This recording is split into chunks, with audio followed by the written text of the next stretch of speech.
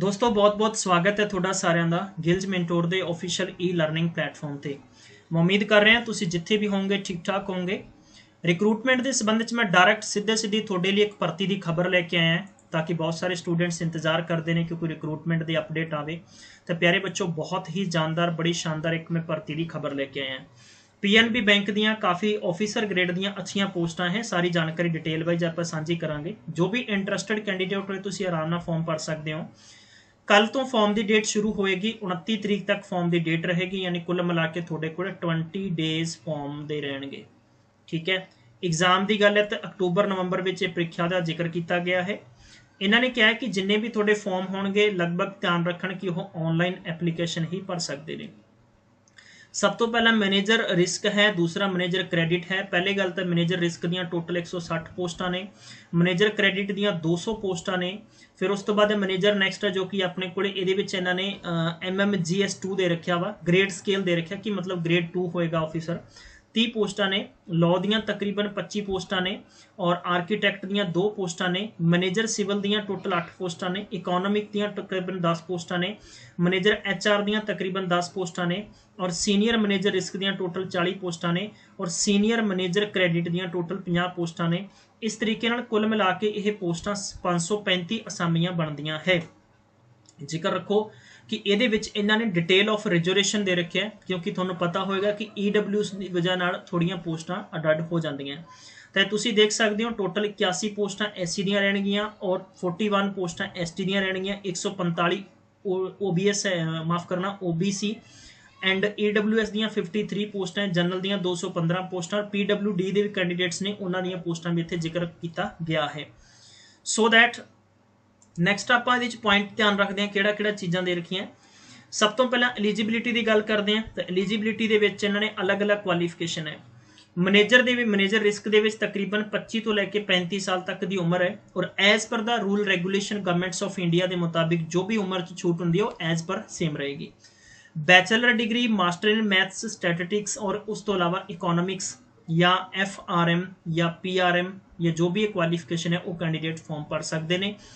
तकरीबन याद रखन कि 1 साल का थोड़े को मिनीमम इन्होंने कहा कि post qualification experience in bank के होना लाजमी है, या तुसीं किसी भी कॉरपोरेट हाई वैल्यू क्रेडिट के काम किया है या प्राइवेट बैंक किया है, किसी कंपनी किया है तो यू आर एलिजिबल।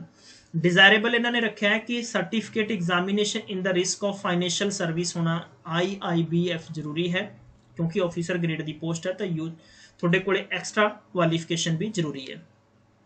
प्यारे साथियों, जे तुहानूं लगे कि साडे शेयर करना किसी न किसी नूं जानकारी जरूर मिलेगी तो प्लीज़ इस भूमिका अपनी जरूर निभाओ।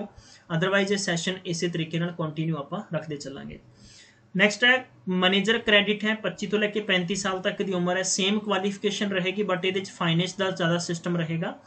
ठीक है, और ये भी थोड़े को घट्टो घट्ट भी 1 साल का तजर्बा होना चाहिए। और डिजायरेबल का मतलब है कि certificate in the commercial credit, ठीक है, या मूडीज एनालिस्टिक अगर है तो तुसीं फॉर्म भर सकते हो।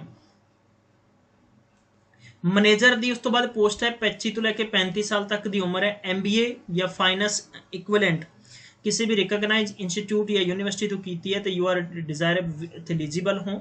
1 साल का थोड़े को तजर्बा होना चाहिए है किसी बैंकिंग दे विच या थोड़े को प्राइवेट सैक्टर का है तो तुसीं इत्थे फॉर्म भर सकते हो। नैक्सट है मैनेजर लॉ के थोड़े को 25 तो 35 साल तक की उम्र है। 60% थोड़े को इन्होंने मार्क्स रखे, लेकिन उस तो पहला ग्रैजुएट डिग्री लॉ के होनी चाहिए है या थोड़े को लॉ ग्रैजुएट की है, घट्टो घट्ट 60% मार्क्स होने चाहिए है। और 5 साल का इन्होंने कहा कि course from the university recognise by centre government इन्होंने दिता वा। 2 साल का तुहानूं कोले बैंकिंग सैक्टर या प्राइवेट सैक्टर की किसी भी कमर्शियल कंपनी के तजर्बा होना लाजमी है। नैक्सट की गल करते हैं तो आपको नैक्सट पोस्ट के भी जिक्र किया गया है। इन्होंने संबंध में बहुत इंपॉर्टेंट अपडेट दे रखी है, वो संबंध में थोड़ा जानकारी दसनी चाहवागा। सो प्यारे बच्चों, बहुत सारे बच्चे कई बार रेगूलरली इन्होंने चीज़ों की डिमांड करते रहते हैं कि साढ़े तक सही भर्ती की खबर नहीं पहुँचती है, तो मैं थोड़ा इंश्योर कराँगा कि गिल्ज मेंटोर हमेशा थोड़े तक ट्रू और एकदम सही खबर लेके पहुँचते ताकि थोड़ा अच्छा लगता है तो फॉर्म भरो, अदरवाइज कोई इशू नहीं है। नैक्सट साढ़े को सिविल की पोस्ट है 25 तो लैके 35 साल तक है। बीटेक अगर सिविल इंजीनियर की है फॉर्म भर सकते हो। 1 साल का थोड़े को अंडरटेकिंग तजर्बा होना लाजमी है। HR की 25 तो 35 साल तक की उम्र है। 2 साल का थोड़े को इन्होंने कहा कि full time not through the distance mode of education, post graduate degree, diploma in personal management or industrial relation, HR, HRD and HRM, labor and law, and the minimum of 60% in aggregate ਤੁਹਾਡੇ ਕੋਲੇ marks ਹੋਣਾ ਚਾਹੀਦਾ। 2 ਸਾਲ ਦਾ ਇਹਨਾਂ ਨੇ ਤਜਰਬਾ ਮੰਗਿਆ।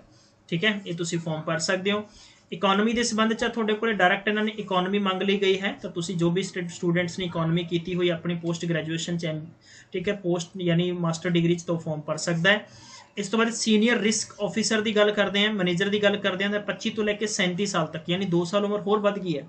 Essential qualification bachelor ਜਾਂ ਮਾਸਟਰ ਇਨ ਮੈਥਸ ਹੋ ਗਿਆ, ਮਤਲਬ ਜਿਹੜੇ ਬੰਦੇ ਨੇ MSc ਮੈਥ ਕਰ ਰੱਖਿਆ ਉਹ ਐਲੀਜੀਬਲ ਹੈ, ਜਾਂ ਕਿਸੇ ਨੇ ਆਰਟਸ ਦੇ ਵਿੱਚ ਮੈਥ ਕਰ ਰੱਖਿਆ ਉਹ ਵੀ ਐਲੀਜੀਬਲ ਹੈ।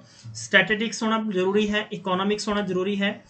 FRM ਜਾਂ PRM ਇੱਦਾਂ ਦੀ ਕੁਆਲੀਫਿਕੇਸ਼ਨ ਅਗਰ ਹੈ ਤਾਂ ਫਾਰਮ ਭਰ ਸਕਦੇ ਹੋ, 3 ਸਾਲ ਦਾ ਤਜਰਬਾ। ਸੀਨੀਅਰ ਕ੍ਰੈਡਿਟ ਦੀ ਗੱਲ ਕਰਦੇ ਹਾਂ ਤਾਂ ਤੁਹਾਡੇ ਕੋਲ ਇਸ ਤਰੀਕੇ ਦੀ ਕੁਆਲੀਫਿਕੇਸ਼ਨ ਹੋਣੀ ਲਾਜ਼ਮੀ ਹੈ। ਹੁਣ ਤੁਸੀਂ ਕੱਲ ਇਹਨਾਂ ਨੇ ਸਪੈਸ਼ਲ ਕੇਸ ਵਿੱਚ ਕਿਹਾ ਹੈ in all the cases were MBA ਤੇ PGDM ਦੇ ਕੈਂਡੀਡੇਟ ਹੈ। ਪਲੀਜ਼ ਇਹਦਾ ਸਕਰੀਨਸ਼ਾਟ ਲੈ ਕੇ ਰੀਡ ਕਰ ਲਿਓ ਕਿ ਤੁਹਾਨੂੰ ਪੂਰਨ ਜਾਣਕਾਰੀ ਸਮਝ ਆ ਜਾਏਗੀ। ਹੁਣ ਕੈਂਡੀਡੇਟ ਨੇ ਕੀ ਕਰਨਾ ਹੈ, ਫਾਰਮ ਦੇ ਵਿੱਚ ਤੁਹਾਨੂੰ ਮੈਂ ਦੱਸੀ ਸੀ ਜਾਣਕਾਰੀ, ਫਾਰਮ ਕਿੱਥੇ ਭਰਨਾ ਉਹਦੀ ਜਾਣਕਾਰੀ ਵੀ ਇਸ ਵੀਡੀਓ ਦੇ ਕਮੈਂਟ ਬਾਕਸ 'ਚ ਮਿਲ ਜਾਏਗੀ। 5 ਸਾਲ ਦਾ SC ST ਨੂੰ ਛੂਟ ਮਿਲੇਗੀ, 3 ਸਾਲ OBC ਨੂੰ ਹੈ, PWD ਕੈਂਡੀਡੇਟ ਨੂੰ 10 ਸਾਲ ਦੀ ਉਮਰ 'ਚ ਛੂਟ ਦਿੱਤੀ ਜਾਏਗੀ। ਠੀਕ ਹੈ, ਔਰ ਇਸ ਤੋਂ ਇਲਾਵਾ ਐਕਸ ਸਰਵਿਸਮੈਨ ਕੈਂਡੀਡੇਟ ਉਹ ਵੀ ਐਲੀਜੀਬਲ ਨੇ, ਫਾਰਮ ਭਰ ਸਕਦੇ ਆ, ਇਹਦੇ 'ਚ ਕੋਈ ਇਸ਼ੂ ਨਹੀਂ ਰਹੇਗਾ। ਠੀਕ ਹੈ, ਔਰ ਗੱਲ ਕਰਦੇ ਹਾਂ ਕਿ ਤੁਹਾਡਾ ਸਿਲੈਕਸ਼ਨ ਮੋਡ ਰਹੇਗਾ, ਰਿਟਨ ਪੇਪਰ ਦੇ ਜਰੀਏ ਤੁਹਾਡਾ ਸਿਲੈਕਸ਼ਨ ਹੋਏਗਾ, ਔਰ ਇਹਦੇ 'ਚ ਤੁਹਾਡਾ ਇਹਨਾਂ ਨੇ ਕਿਹਾ ਹੈ ਕਿ ਆਨਲਾਈਨ ਟੈਸਟ ਔਰ ਜਾਂ ਇੰਟਰਵਿਊ ਇਹ ਤੁਹਾਡਾ ਕੰਡਕਟ ਕੀਤਾ ਜਾ ਸਕਦਾ ਹੈ, ਪਰੰਤੂ ਜੋ ਪੇਪਰ ਇਹਨਾਂ ਦੇ ਵਿੱਚ ਰੀਜ਼ਨਿੰਗ ਹੈ 50 ਕੁਐਸਚਨ 50 ਨੰਬਰ ਹੈ, ਇੰਗਲਿਸ਼ ਹੈ 50 ਕੁਐਸਚਨ 25 ਮਾਰਕਸ ਹੈ, ਕੁਆਂਟੀਟਿਵ ਐਪਟੀਟਿਊਡ ਹੈ 50 ਕੁਐਸਚਨ 50 ਮਾਰਕਸ ਹੈ, ਤੇ ਇਸ ਤੋਂ ਇਲਾਵਾ ਜੋ ਕਿ ਪ੍ਰੋਫੈਸ਼ਨਲ ਨੌਲੇਜ ਰੈਲੇਵੈਂਟ ਪੋਸਟ ਦੇ ਸੰਬੰਧ 'ਚ ਹੈ 50 ਕੁਐਸਚਨ 75 ਮਾਰਕਸ, 120 ਮਿੰਟਾਂ ਦਾ ਟਾਈਮ ਹੈ, 200 ਕੁਐਸਚਨ 200 ਨੰਬਰ ਤੁਹਾਡਾ ਪੇਪਰ ਹੋਏਗਾ। ਪੇਪਰ ਦੀ ਭਾਸ਼ਾ ਤੁਹਾਨੂੰ ਪਤਾ ਹੀ ਹੈ ਕਿੱਦਾਂ ਹੁੰਦੀ ਹੈ, ਐਜ਼ ਪਰ ਤੁਸੀਂ ਸੇਮ ਆਪਣਾ ਪੇਪਰ ਅਟੈਂਪਟ ਕਰ ਸਕਦੇ ਹੋ। ਉਸ ਤੋਂ ਬਾਅਦ ਡਾਇਰੈਕਟ ਤੁਹਾਡਾ ਇੰਟਰਵਿਊ ਕੰਡਕਟ ਕੀਤਾ ਜਾਏਗਾ। ਹੁਣ ਗੱਲ ਕਰਦੇ ਹਾਂ ਫਾਰਮ ਦੀ ਫੀਸ ਹੈ। SC ST PWD ਕੈਂਡੀਡੇਟ 175 ਰੁਪਏ ਪੇ ਕਰ ਸਕਦੇ ਨੇ, ਪੇ ਕਰਨਗੇ। ਅਦਰ ਕੈਂਡੀਡੇਟ ਨੂੰ 850 ਰੁਪਏ ਪੇ ਕਰਨਾ ਪਏਗਾ। ਠੀਕ ਹੈ, ਆਪਣੇ ਡਿਊਰਿੰਗ ਰਜਿਸਟ੍ਰੇਸ਼ਨ ਫਾਰਮ। ਇਹ ਸਾਰੇ ਬੱਚਿਆਂ ਦੇ ਲਈ ਇੰਪੋਰਟੈਂਟ ਅਪਡੇਟ ਸੀਗੀ ਜਿਹੜੀ ਤੁਹਾਡੇ ਨਾਲ ਮੈਂ ਸਾਂਝੀ ਕਰਤੀ ਹੈ। ਬਾਕੀ ਇੱਕ ਇਹ ਹੋਏਗਾ ਅਮਾਊਂਟ ਆਫ ਬੌਂਡ ਦਾ ਹੋਏਗਾ, ਬਟ ਇਹ ਤਾਂ ਸਿਲੈਕਸ਼ਨ ਤੋਂ ਬਾਅਦ ਹਰ ਕਿਤੇ ਹੁੰਦਾ ਹੀ, ਉਹ ਤੁਹਾਨੂੰ ਕਰਨਾ ਹੀ ਪਏਗਾ। ਇਹ ਫਿਲਹਾਲ ਤੱਕ ਦੀ ਅਪਡੇਟ ਸੀ, ਤੁਹਾਡੇ ਨਾਲ ਮੈਂ ਪੂਰਨ ਤੌਰ ਤੇ ਸਾਂਝੀ ਕਰਤੀ ਹੈ। ਹੁਣ ਇਹ ਆਫੀਸ਼ੀਅਲ ਲਿੰਕ ਹੈ, ਯਾਨੀ ਤੁਸੀਂ ਕਰਨਾ ਹੈ pnbindia.in ਤੇ ਜਾਣਾ ਵਾ, ਉੱਥੇ ਤੁਸੀਂ ਰਜਿਸਟ੍ਰੇਸ਼ਨ ਕਰ ਸਕਦੇ ਹੋ। ਇਸ ਲਿੰਕ ਨੂੰ ਅਸੀਂ ਪ੍ਰੋਪਰ ਤਰੀਕੇ ਨਾਲ ਕਾਪੀ ਕਰਕੇ ਇਸ ਵੀਡੀਓ ਦੇ ਕਮੈਂਟ ਬਾਕਸ 'ਚ ਪਾ ਦਾਂਗੇ, ਜਿੱਥੋਂ ਤੁਸੀਂ ਆਸਾਨੀ ਨਾਲ ਆਪਣਾ ਰਜਿਸਟ੍ਰੇਸ਼ਨ ਕਰ ਸਕੋਗੇ। ਤੁਸੀਂ ਆਪਣਾ ਬੇਸ਼ਕੀਮਤੀ ਸਮਾਂ ਦਿੱਤਾ, ਇਸ ਕਰਕੇ ਤੁਹਾਡਾ ਅਸੀਂ ਸ਼ੁਕਰਗੁਜ਼ਾਰ ਹਾਂ, ਤੁਹਾਡਾ ਸ਼ੁਕਰੀਆ ਕਰਾਂਗੇ, ਮਾਫੀ ਚਾਹਾਂਗਾ। ਤਾਂ ਮਿਲਦੇ ਹਾਂ ਫਿਰ ਆਪਾਂ ਨੈਕਸਟ, ਤਦ ਤੱਕ ਆਪਣਾ ਖਿਆਲ ਰੱਖੋ। Good night, take care, bye bye.